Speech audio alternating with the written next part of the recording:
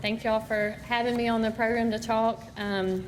As Lonnie mentioned in my intro, I've taken on some new responsibility at the Commission with new market development, and it's something I'm really excited about. I think we all know as an industry that our farmers are struggling right now on the farm, and we're looking for more ways to help them be economically sustainable.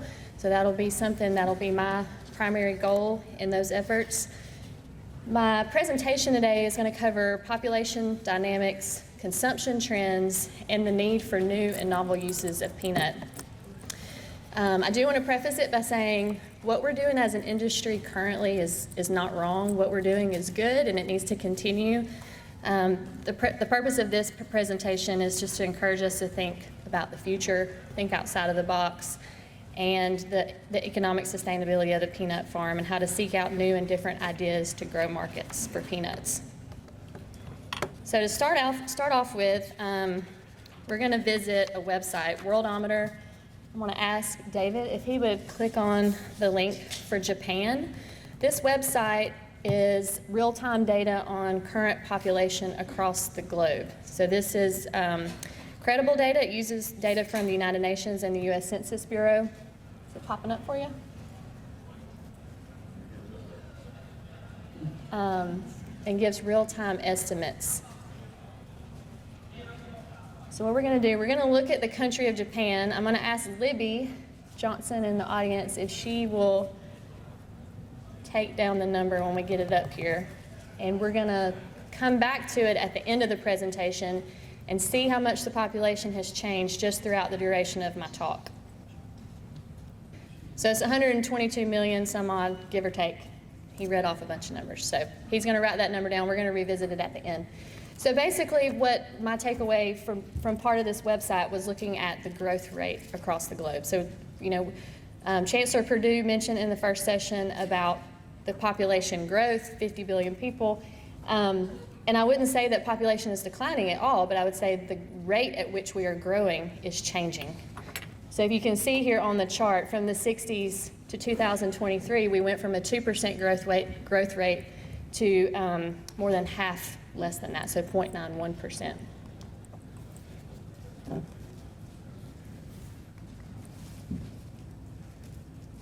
The clicker's not working. Okay. All right, these two pictures here, these two illustrations are looking at fertility rates. So fertility rate is basically the number of children per woman. The replacement level for population is 2.1 children per woman. And so what this data shows us that in zones that account for 63% of the world population, we're down below replacement level. The two graphs show the year 2000 and the year 2021. When you look at the 2000 graph, countries that are red or orange have greater or between 4 and 5 children per woman total fertility rate levels. Those that are gray, light blue, dark blue are 1.5 and below. And you see what the change is between them. So really, the biggest change is in India. You see in 2000 where you see a lot of orange and a lot of red in India. You look at 2021, a lot of that has gone away.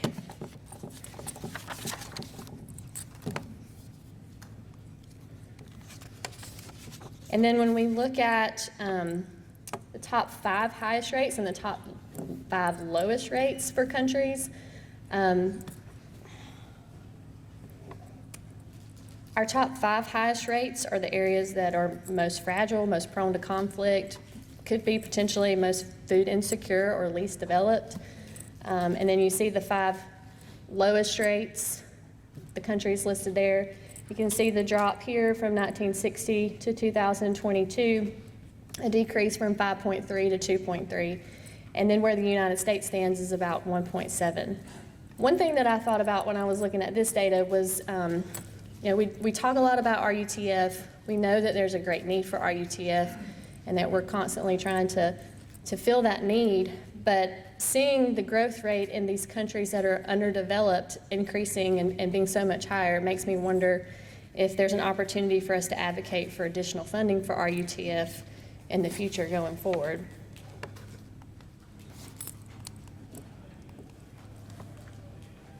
It's not working. All right, this next slide is going to get into rural communities. So this is a study that was done in New Hampshire, and this gentleman looked at nationwide population change in rural communities from 2010 to 2020. So what the map illustrates, the dark red and the red are less than 5 to 10% and greater than 10% population change in that decade. So you can kind of see across the map where that happens. The green and the blue are gains of 0 to 10%. And his data showed this was an overall population for the first time in U.S. history for rural communities. So rural communities, population is changing. You can advance to the next slide. When we kind of dial in on the southeast, you can see numbers for Georgia and Alabama. Both of these are from the U.S. Census. For the state of Georgia, the counties in purple and pink are those that are in decline. Counties in green are those that are growing. In Alabama, the counties in orange are on decline, and blue are growing. So the majority of Georgia's growth is seen within an hour and a half of metro Atlanta. In Alabama, 45 of Alabama's 67 counties experienced population loss with this date range, 2010 to 2017. All right, and then the next thing I wanted to kind of flow into was world peanut production. So this chart is from a study that was done with Texas A&M. This is FAS USDA data from 2016 to 2020 that looks at world peanut production with a 2.5% annual increase year over year. The country in green represents China, orange represents India, yellow is Nigeria, purple is the US, blue or turquoise is Sudan, and rest of the world is in pink. And one of the things I thought about when I was looking at this, we actually recently had a Georgia farmer who made the comment to me that farmers have perfected how to grow peanuts. We know how to grow peanuts. We have plenty of peanuts in the market. We need you to help us figure out how to make more money. We need to make more money. We need new markets. We need to expand and think outside of the box. And so I thought this was just a great illustration of where we stand with peanut production, and I wanted to bring that into play. Next is the stocks and processing report. This is the latest copy that I received over a 10-month period. And as you can see, every category is down.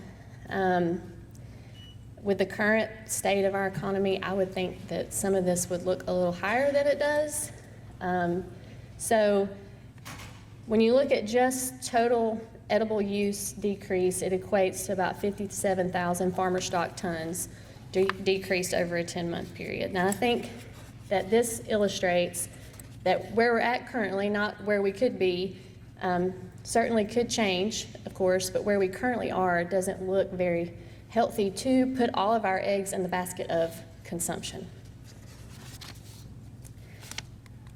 So what do we do? So we're going to talk a little bit about new and novel uses. First one I want to touch on is biomedical uses. So this chart up in the top, or pie chart, I guess you could call it, or graph, first thing I thought of when I saw this was George Washington Carver, because it's got a lot of different uses for that plant polymers that can be used in things that we don't feel like are very common. I know a lot of times when we talk to school-age kids, they know about George Washington Carver, and it just blows their mind that you could use peanuts to make shampoo or medicine or paint, anything of the sort. You know, they only see peanuts as an edible product that you eat. And so we know that that can be done. There's some great research out there, some with peanut already, some not, that show a lot of success with plant polymers in the biomedical field. And for plant polymers in particular, there's a lot of advantages there for us. So they're biodegradable, they're environmentally friendly, low cost, easily accessible, They don't elicit an immune response in the human body. They're a live, living organism, so you're not putting in something foreign. And so there's a lot of good potential there. This bottom right-hand image is a Cartiva synthetic implant that Georgia Tech developed, and this is using the same material that's used in a contact lens. And they're using that for cartilage replacement in knees. So just another example of where it's already being done in the industry. Like I said, there's some peanut stuff that's floating around that's been experimented with, but I think there's a lot of potential there to add to that market. Aviation fuel. We heard from Dr. Marshall Lamb at the conference last year about the ARA study that was done in 2016. That proved that peanut oil could be successfully converted to spec grade jet and diesel fuels. So we've tried to expand on that. We've talked with the National Renewable Energy Lab. They had a lot of positive things to say about it. Based on the data they've seen, they actually think there's a lot of potential for peanut to be used as a whole, vine and everything, that you could actually dig your peanuts and then turn around and bale them and convert them from there. Vine, shell, peanut, everything, all in one conversion. The airlines are moving to this. If you haven't seen it in the news or heard about it, I've had some discussions with Delta. Their goal is to achieve 10% SAF, sustainable aviation fuel, by the end of 2030 and be 40 to 50% use by 2050. Right now, they're using primarily used cooking oil and animal tallow. They're very interested in peanut, want to learn more, want to get some more data there to see how it would perform. And then looking at the used cooking oil market, one thing, I recently took a trip to Europe. I was in Scotland, and I noticed a lot more electric vehicles. They're quiet. You have to be careful, you'll get run over. And so I was looking kind of into that, and they actually import 80% of the used cooking oil market just to fuel cars, planes, and trains, and 60% of that comes from China. So it's already happening over there more heavily than it's happening here. And there's also talk of Europe moving toward wanting more marine biodiesel used in the ships that are coming in to port. So I think it's just a good example of how we're trending in that direction, as a society, and it's just another opportunity for peanut to get on board or get involved in some way. The next one I have is peanut oil being used for drying oil. So we have a study going right now with the University of Georgia New Materials Institute, and it's looking at whether peanut oil can be converted from a non-drying oil to a drying oil, which would fully cure, and basically it would be used to replace tung oil or linseed oil, other wood preservatives and polyurethanes that are on the market, be plant-based. Linseed and tung oil are the ones that are mainly used right now, and there are some drawbacks with those. Linseed oil has to be boiled to fully cure. It's also extremely flammable. Tung oil is hard to source, certain origins that it has to be relied upon. But the two have linseed and tung oil market right now for 2023 was $8.2 billion. And they expect that by 2033 to exceed $14 billion. So this would just be another opportunity to look at peanuts. So we'll see how that turns out and if that's another viable option. Bioplastics, we heard from Dr. Biswas last year at the conference, and he's got some research going on right now with USDA and the Plant Polymer Research Unit, looking at converting peanut oils and shells to bioplastics and chemicals. So basically, he's wanting to generate more non-food markets for peanuts and reduce our dependence on petroleum-based plastics. Obviously, sustainable, better for the environment, for society, and highly sought after. I've got a picture here just kind of illustrates that process of conversion of plant material to a bioplastic product.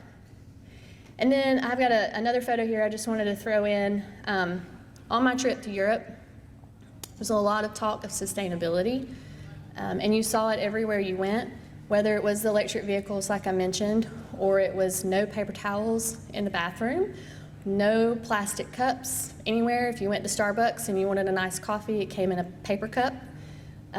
Utensils were all paper products or wooden products. So this picture is a utensil pack with a wooden fork, knife, spoon, and napkin, and a paper cup. So I just think that it's happening. To me, it was, we hear about it here, we talk about it here, but then being there and like seeing it in my face that like this is actually real, and people really do want it, and I think we're gonna see more and more of it.